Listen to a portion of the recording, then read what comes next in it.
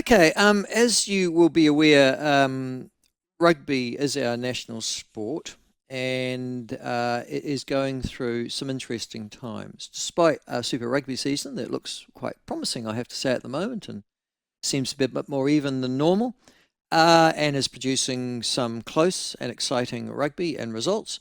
The fact of the matter is that if you were to shoot a shotgun into most of those venues, you would wound absolutely nobody, because the number of people who are watching that sport is not high. Made worse by the fact that women's rugby is being out there and funded as well, and even less people are going to watch that, apart from friends and family. I'm struggling to think of anybody who goes and watches women's rugby these days, certainly looking at the crowds that are there. And it was also this time of the year in which Sky TV are still negotiating with the New Zealand Rugby Union what, if anything, they're going to be paying New Zealand Rugby to telecast sport. Oh, and for those of you, and that includes me, who have Sky Sports, we are apparently being told there's a 12% increase in our annual subscriptions on the way as well. Happy, happy, joy, joy. Anyhow, in the midst of all that, an extraordinary initiative has occurred to do for rugby, and it is essentially that rugby should not be played until you leave school. Not rugby as we know it. A major shake-up of the game is being proposed by New Zealand Rugby, which will prevent children playing 15-a-side rugby until their first year, of secondary school. So in other words, they won't play it for the first 8 years. Yeah, you won't have intermediate or primary school rugby.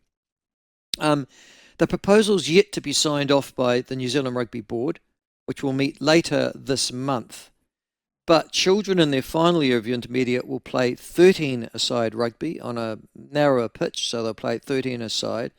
5 forwards and 8 backs. Good God knows how they're going to try and work that out. It doesn't matter. That's what they're talking about. And that prior to that, year 7 aged and under children will play 10-a-side rugby. As you can imagine, this has not gone down so well in traditional rugby circles. The proposal is all about trying to, New Zealand Rugby says, recruit and retain players, and most specifically boys. The aim is to scrap breakdowns in games for those so that kids can't get hurt, and progress children through the sport. Joining us to talk about that and whether this will work and if there's a problem and if this was going to solve rugby's problem or not, particularly in this country, is former Chief Executive of the New Zealand Rugby Union and one of the chief architects of SANZAR when it went professional in 1996, as well as the Chief Executive of Australia's National Rugby League, David Moffett. He joins us now. David, thanks for joining us again. Listen, mate, this proposal to essentially de-traditionalise rugby for primary school kids and intermediates, any chance of succeeding? It's just bullshit, Michael, really, to be perfectly honest with you. They're grasping at straws, whether they're plastic or not. The problem is that they will not address the fundamental issue, which is that they completely ignore the way in which the game has evolved and the interpretation of the laws of the game, mainly being driven by coaches with self-interest. So what they've come up with is, and going to 13-a-side, does that mean, why would you do that when rugby league is 13-a-side? It's a much more popular sport than rugby in this part of the world. And it just pushes the whole issue down the road without addressing the fundamentals, which is safety.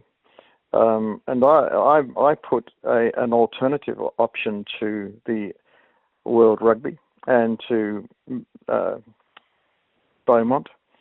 And I along with Robbie Deans and others, we've devised a game which is based on 11-a-side, which is 6 forwards and 5 backs. But we base it on 4 principles: safety, simplicity, speed, and space.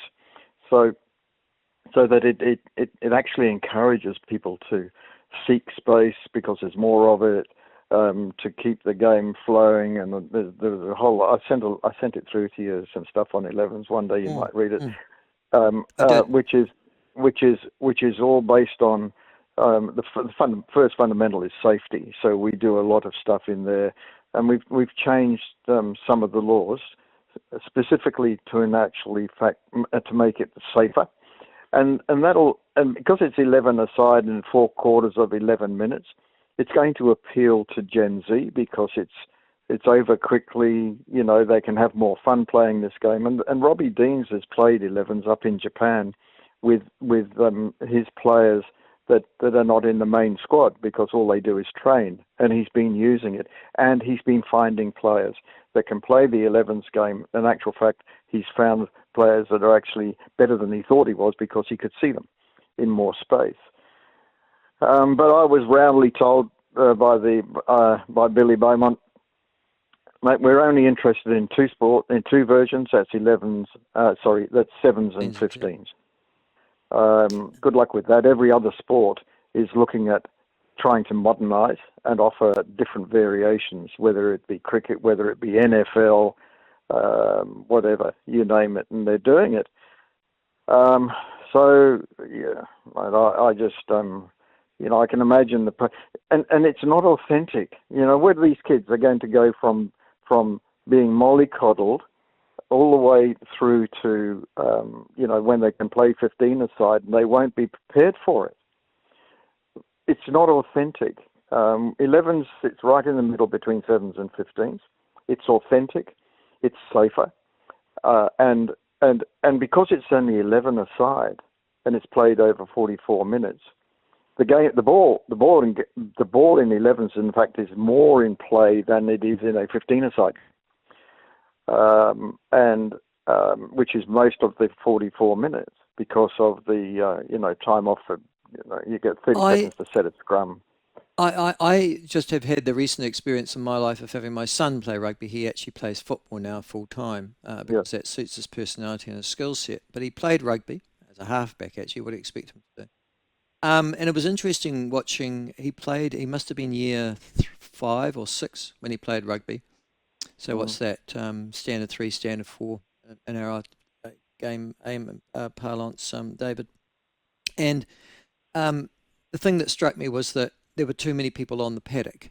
They played on a full-size paddock. The 1 or 2 athletic kids just treated everybody else, and then everybody else was sort of milling around with the ball. There was no sort of structure to the game or anything like that.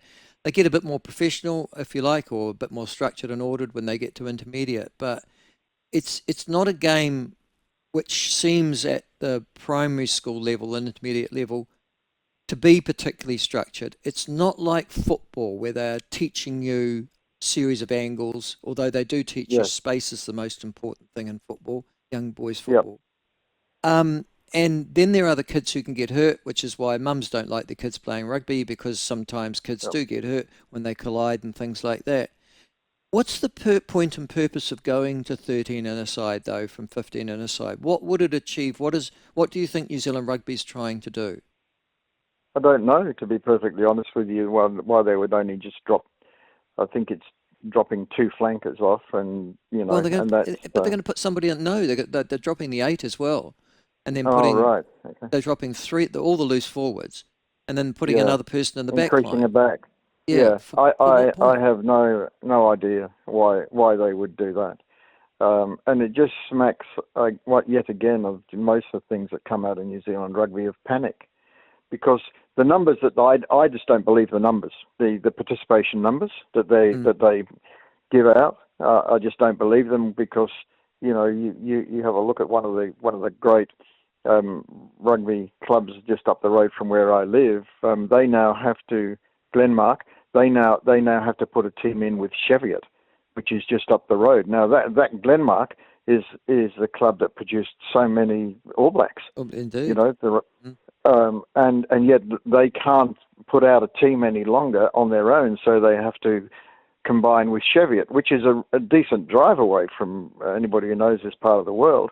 You're talking about a 40-minute drive from Glenmark, 45-minute drive. And so they're having to put in a combined team. And it's one of the reasons that young people aren't playing sport, do you think, or rugby as much in the numbers that they used to, is because of the injury rate and the potential for head knocks? Yes, absolutely. I think that is an issue. And that's why safety, of the 4 pillars that we work on, safety is the most important thing. And I haven't devised this game, and Robbie hasn't been involved with me on this journey to make any money or that. I said to Bill Beaumont, there you go, mate. You can use it however you want to use this. Oh no, we're not interested. Then they go, then they have this.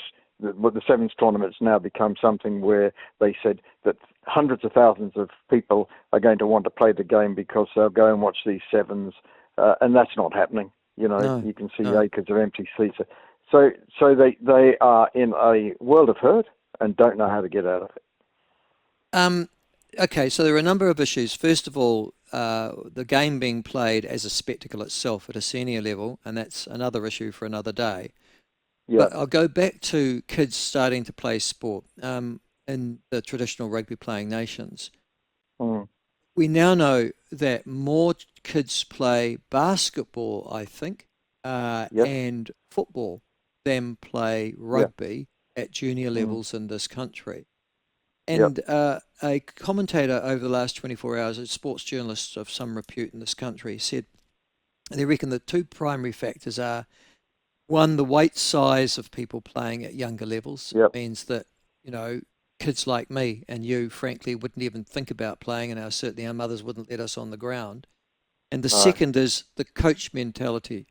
Coaches have a mentality at junior levels and primary and junior secondary levels as well of winning, and they're not particularly interested in teaching skills. What are your thoughts on that? Yeah, I think that's right. I mean, I'm not sure if we've discussed in the past my view about rugby at the moment. I call it McDonald's rugby because it doesn't matter which town you go to, which city, which country. If you go into a McDonald's, it's all the same. And it's the same with rugby. It doesn't matter what age group. All these coaches say, I want the biggest guys, and even the forwards, I'm going to stand them out in the backs, and you're just going to truck the ball up and hit the ground, and I call it bash and kick. And that's what we're seeing a lot of. Now there are some teams that are trying to play a more expansive game by finding that the holy grail of any sport, space. And you mentioned it about football, and I've played a lot of football. My advice to any parents who might be listening to this is start your kids off playing football, soccer, because they will learn some really fantastic skills. And there's an old saying, and it's true, you can make a rugby player out of a soccer player, but you can't make a soccer player out of a rugby player because they just don't have the balance and all that sort of thing. So start your kids playing soccer, and if they want to move to rugby, they will benefit from their time having played football. And that's why I started. I played football I was brought up in Kenya. I played football when my dad was part of bringing rugby into the school. Then gravitated. But I played both right up until I did my knee. I would play rugby on a Saturday, football on a Sunday.